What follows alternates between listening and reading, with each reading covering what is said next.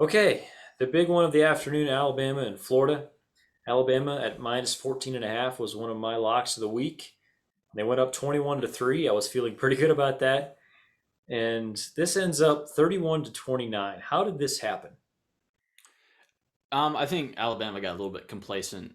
Um, they were. I think the offense got a little bit complacent. I mean, they scored on their first three drives, or three of the first four drives. It was all touchdowns. Everything worked.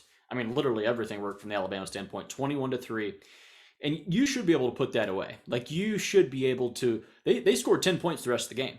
They scored 10 points the rest of the game, and that because that game was over then.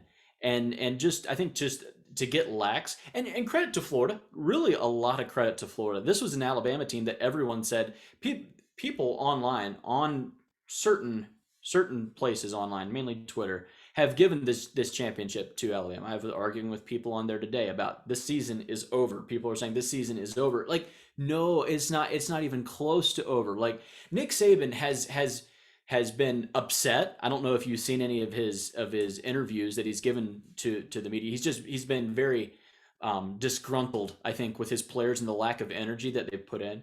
The lack of ability to run the ball from Alabama was staggering, at least for most of that game. They could not consistently run the ball against a Florida front that is good, but this is Todd Grantham still that's their defensive coordinator. Let's not act like he's anything special.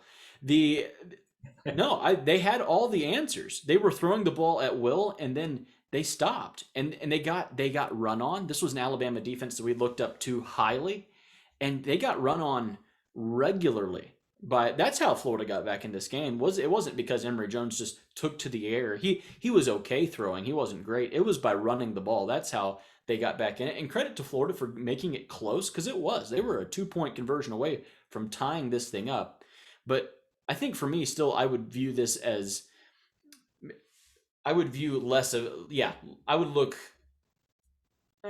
I don't know. I waffle on this because it is an SEC. It's a road SEC game, which is really hard. That's really difficult, especially for a bunch of young guys who aren't used to it. Hmm. But I think overall, I expected more from Alabama, and I think Florida impressed me a little bit too. Yeah, I definitely expected more from Alabama. I would say like Bryce Young, especially early in this game, he just made a lot of good decisions, and like all of his throws had touch and accuracy. He's really good. He's really good. I really expected him to put up more points than this. Props to the Florida defense, though. Maybe it's time to talk about an extension for Todd Grantham. Um, I'm sure you would enjoy that as a Georgia fan. Uh, Please, please. but yeah, Emory Jones, not terrible. Really not. Um, I think a lot of us kind of assumed he would just suck today, and he was kind of being fed to the wolves. And maybe it was time to go to Anthony Richardson.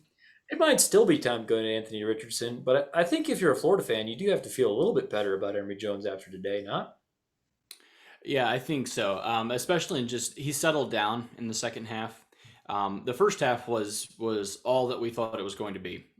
Just it was rough. It was just disjointed. He threw an early interception that was like it was there was no one even close. Another one of his predetermined reads.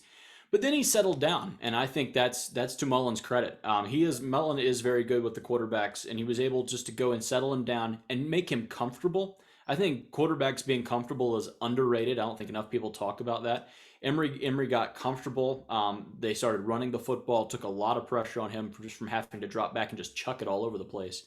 And then they started to do things off of that run. Emory started to run the ball as well. So credit to Florida. Yeah, they ran the ball to get back into it, which is not what you see coming when you're down 21 to 3. Um, that is all to their credit, and their defense was able to step up and yeah, get a few stops, and it was close. That was a competitive game in the latter stages of the third, and then all of the fourth quarter. That was a really good game to watch. Yeah, and we should mention like having to go for two at the end there was due to missing an extra point earlier. So you just make your extra points. It's a tie game. We're going to overtime. Yeah, I do think like Nick Saban. We said it kind of last week too after Mercer after a closer than should have been game against Mercer. And you mentioned a little bit these players that are young and they you walk into a place like Alabama where they just like walk into championships every other year, basically. Maybe you're not quite as dialed in as a young player as you should be, as Nick Saban expects you to be. And I feel like he has. They have a little work to do from that end of it. I do think they're pretty clear top two team right now. We'll talk about the other team in the top two soon. Here, you might like that. But yeah, a less than a less impressive showing than I was expecting from Alabama. Although we should mention, like, if you're going to struggle to put a team away, the number 11 team in the country, that's a little more reasonable than struggling with Purdue or Georgia Tech or Nebraska. So yeah, take that for what it's worth. Any more thoughts on this game before we move on? You accept, you survive in advance a little bit. You're going to have a couple of games where, as yeah, any really great team, any national championship team is going to have a couple of games where they just have to get by. You're not going to smoke everyone. It's just not going to happen. And this might have been their game and the regular season. This might have been their toughest regular season test. It very well could have been their toughest regular season test, and to go up 21-0 or 21-3 rather, and then to go ahead and sneak out that victory, you do, at the end of the day, you do accept it and move on. You survive in advance. Credit to Alabama. Their default position is winning. They just win. Even when things go wrong, and even when someone else plays really well, somehow at the end of the game, Alabama still has won the game.